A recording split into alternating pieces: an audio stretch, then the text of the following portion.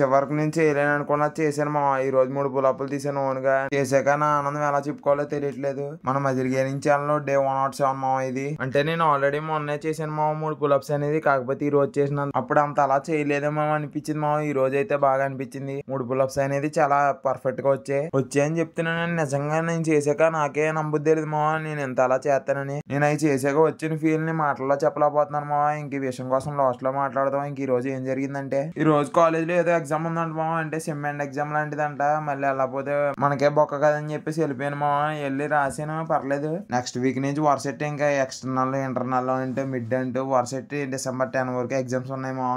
ఏదో విధంగా college gym content ఏదో విధంగా మేనేజ్ చేయాలి మామ. తప్పదు మరి. ముందుగా ఆలోచించి టైం వేస్ట్ మామ. జరగబోయే దాని గురించి చూద్దాం అంతే.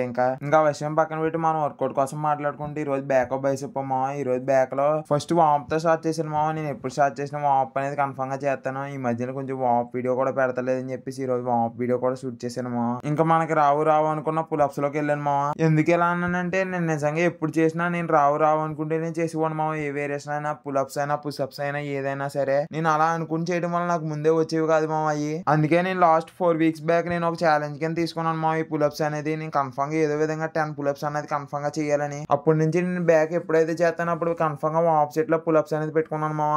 మీరైనా సరే ఎప్పుడైనా వర్కౌట్ చేసినా ఏదైనా చేసినా రాదు అనుకుంటే చేయకండి మామ. ఏదో విధంగా చేయగలను అనుకుంటేనే చెయ్యండి. నేనైతే ఈ విషయం ఫేస్ చేశాను కాబట్టి మీ దగ్గర షేర్ చేసుకోవాలని చెప్పాను మామ. అంతే ఈ రోజు కొంటా మరి. బాయ్ మామ.